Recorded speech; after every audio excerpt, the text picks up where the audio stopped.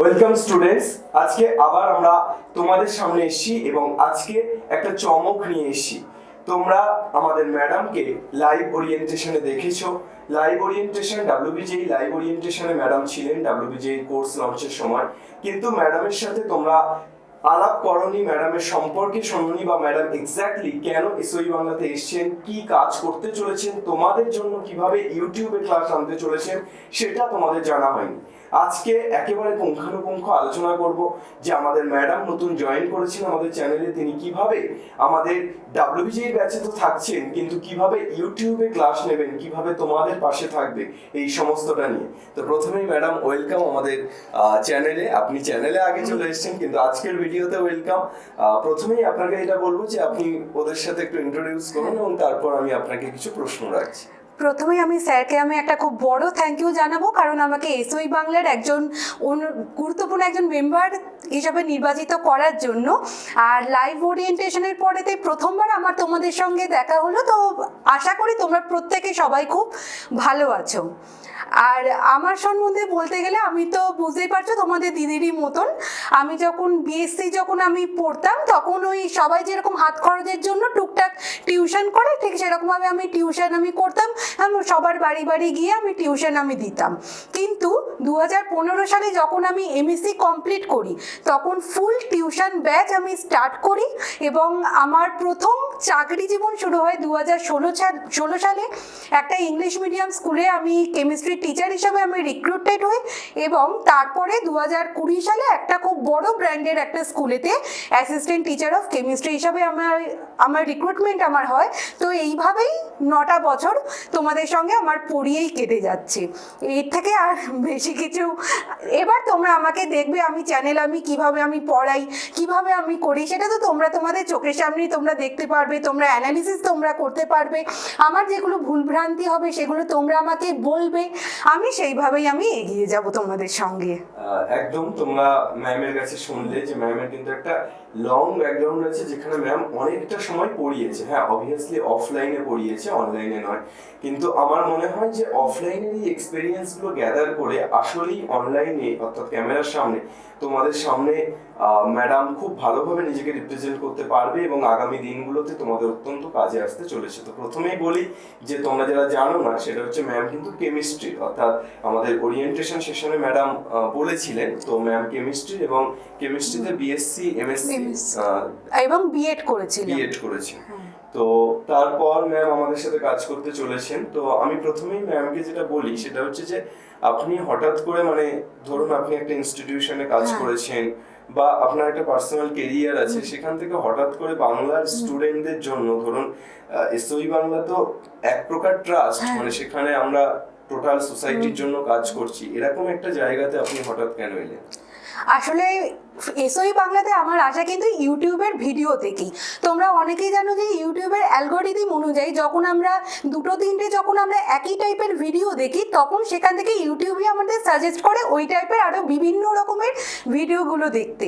তো এইরকমভাবে আমি এসওই বাংলার সঙ্গে যুক্ত হই, কারণ এই ইউটিউবই আমাকে সাজেস্ট করেছিল। প্রথম আমি এই এসওই বাংলার চমক স্যারের ভিডিও আমি দেখেছিলাম এবং সেখানে চমক স্যারের পড়ানো আমার এতটাই ভালো লেগেছিল যে তখন থেকে আমি এসওই বাংলাকে রেগুলার ফলো করি।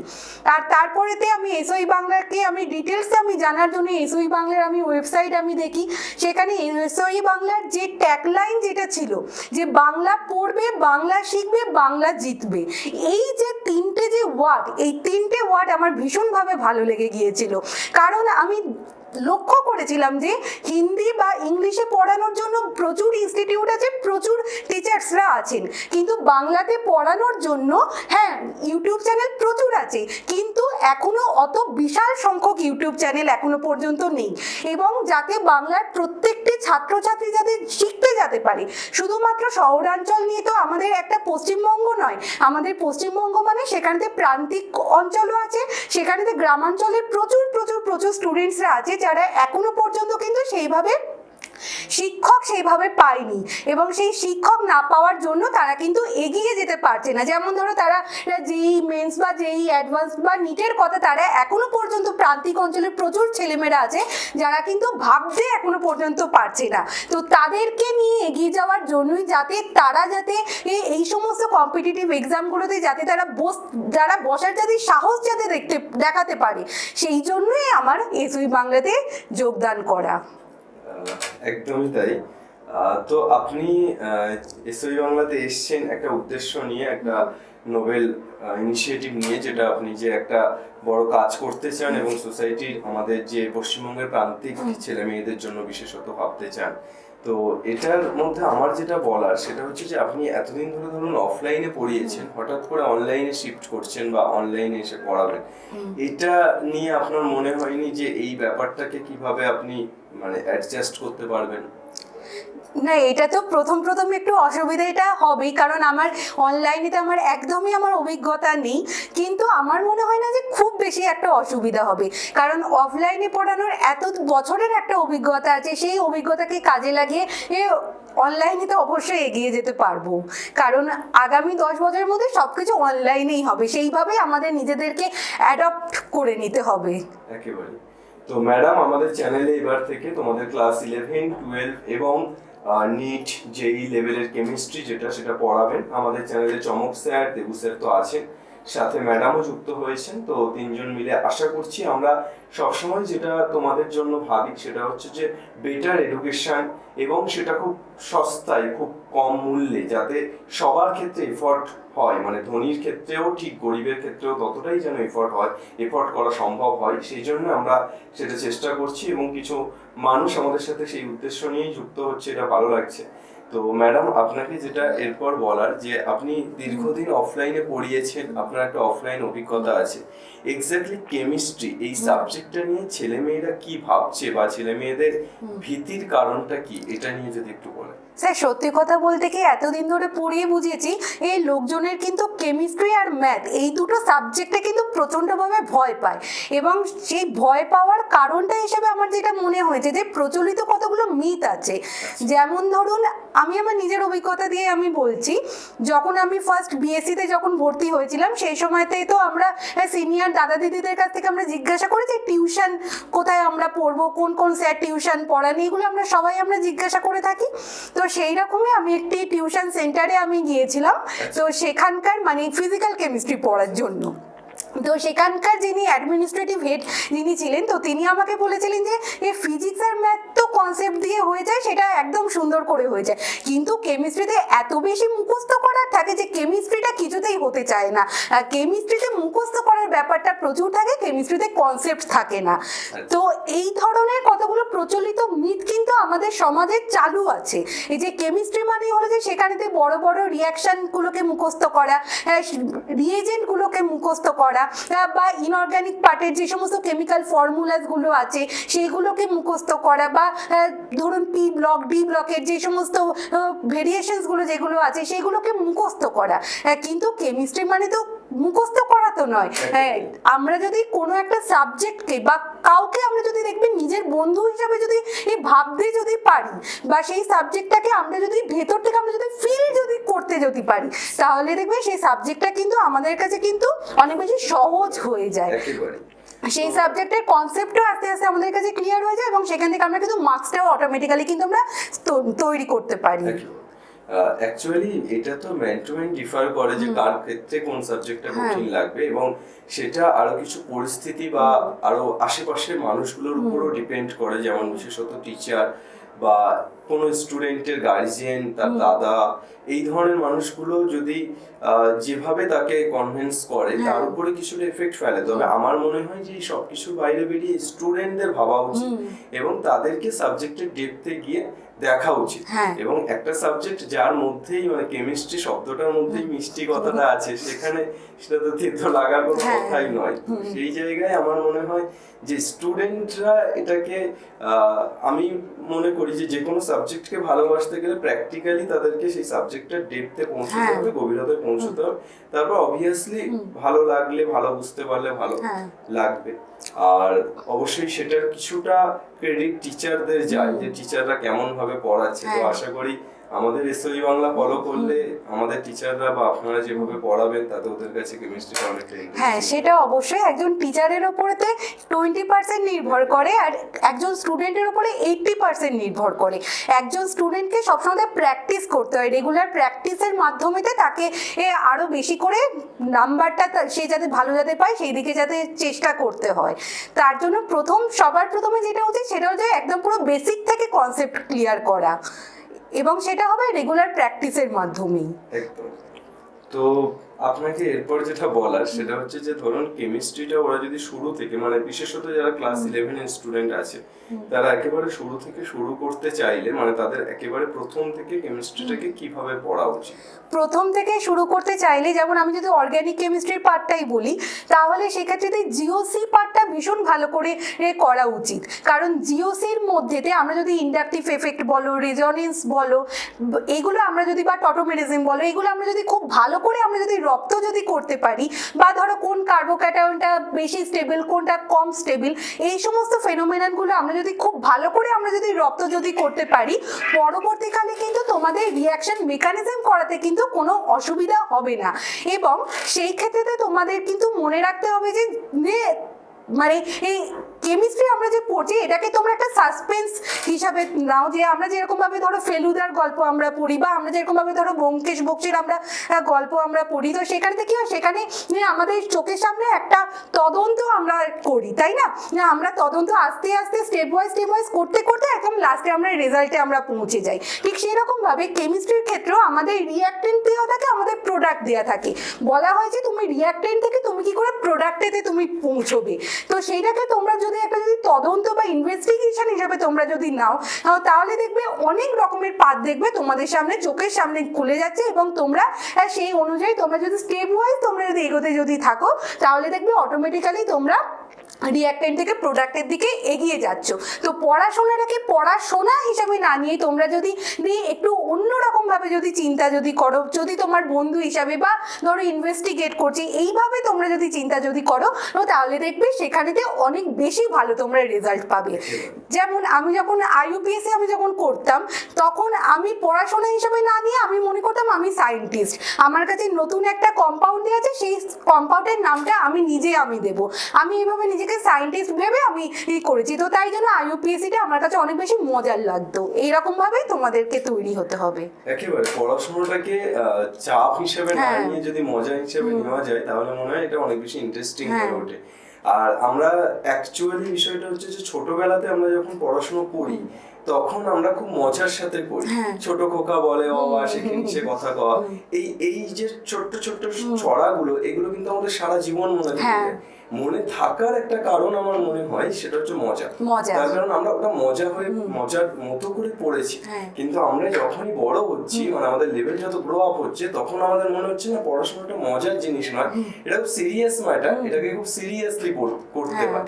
এবং তার জন্যই বোধহয় তখন শুধু আমরা এক্সাম পাস করার জন্য পড়াশোনাটা আসলে আমাদের পারিপার্শ্বিক চাপও একটা বিশাল বড় একটা ব্যাপার। এবং পারিপার্শ্বিক মানে আমাদের ফ্রেন্ড হোক বা বাবা মা হোক বা গার্জিয়ান হোক বা টিচার হোক, তারাও এইভাবে বিল্ড আপ করে দেয়, মানে তারাও মেন্টালিটিটা কিভাবে বিল্ড আপ করে দেয়, যেটা খুব ক্ষতিকর।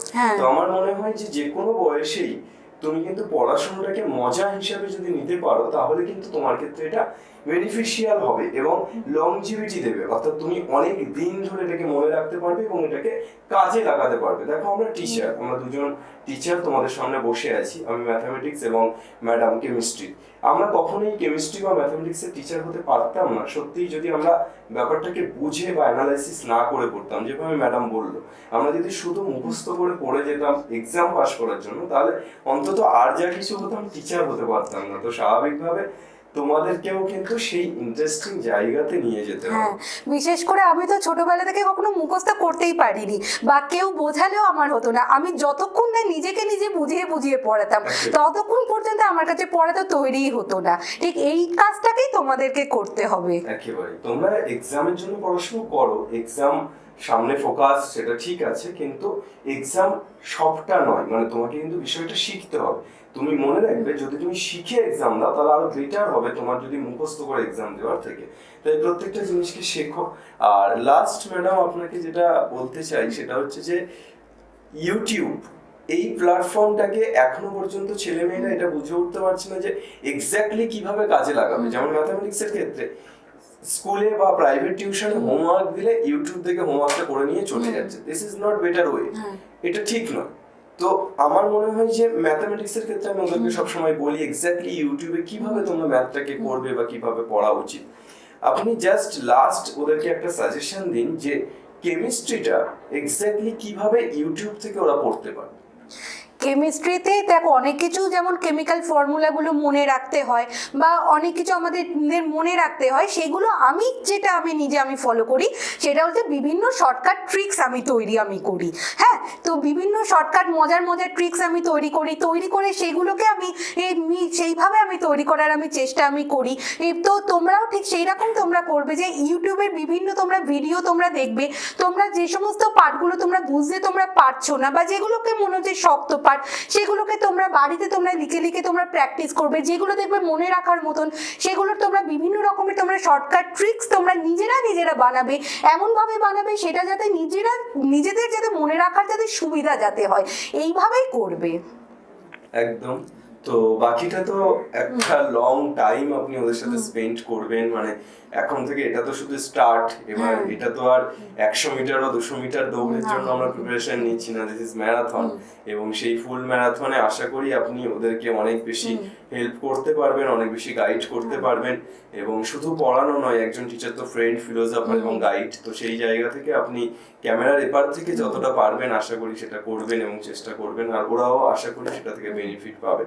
তো আজকে আর আমরা এই বক্তব্য বা এই আলোচনাটাকে বিস্তারিত করছি না, এখানেই আমরা শেষ করছি। তোমরা সবাই মতামত জানিও যে কমেন্টে তোমাদের কেমন লাগলো এই আলোচনা পর্বটা, উপকারে লাগলো নাকি অপকারে লাগলো।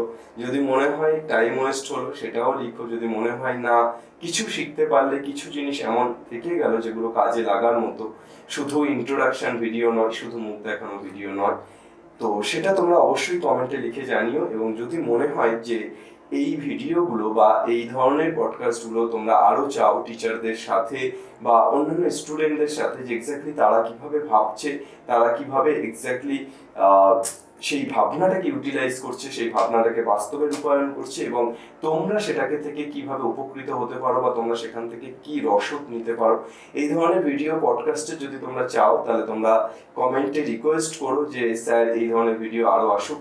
আমরা ভাবছি বা শুরু করতে চলেছি একটা পডকাস্ট সিরিজ, সেটা তোমরা যদি অ্যাপ্রিসিয়েট করো তাহলে অবশ্যই এই ধরনের একটা পডকাস্টের সিরিজ খুব তাড়াতাড়ি তোমাদের সামনে আসতে চলেছে, তোমরা পাবে। এবং অবশ্যই সবাইকে এই পুরো ভিডিওটা দেখার জন্য ধন্যবাদ। আর যদি মনে হয় যে এই ভিডিওটা তোমার যেমন কাজে লেগেছে, তোমার কোনো বন্ধুর বা তোমার কোনো প্রতিবেশী কাজে লাগতে পারে, তাহলে অবশ্যই ভিডিওটাকে শেয়ার করার অনুরোধ রইল। আর যারা আপনারা বড়রা গার্জিয়ান দেখছেন, তারাও আপনাদের ছাত্রছাত্রীদের সাথে বা ছেলে মেয়েদের সাথে ভিডিওটিকে শেয়ার করে নেবেন। তো এটুকুই আমার বলার ছিল। ম্যাডামের লাস্ট কি? তো তোমরা নিশ্চয়ই সবাই ভিডিওটাকে সবাই পছন্দ করবে আশা করি, এবং তোমরা আমার সাথে সবাই থাকবে এবং আমিও সবসময় চেষ্টা করব তোমাদের পাশে থাকার। তোমাদের যদি কোনো রকমের কোনো অসুবিধা হয় তাহলে সেই প্রবলেমটাকে সবসময় সলভ করার চেষ্টা করব। সবাই তোমরা ভালো থেকো। একদম। আর একদম শেষ করতে চাই যেটা দিয়ে, সেটা হচ্ছে ম্যাডামের পছন্দের উক্তি। ম্যাডাম যে বক্তব্যটা বা যে শব্দ বন্ধটা শুনে আমাদের এসওই বাংলাতে দেখে আমাদের এসওই বাংলাতে আসার পরিকল্পনার ভিত প্রথম গেঁথেছিল, সেটা আমিও ম্যাডাম একসাথেই সমস্যারেই আমরা বলি, বাংলা পড়বে, বাংলা শিখবে, বাংলা জিতবে।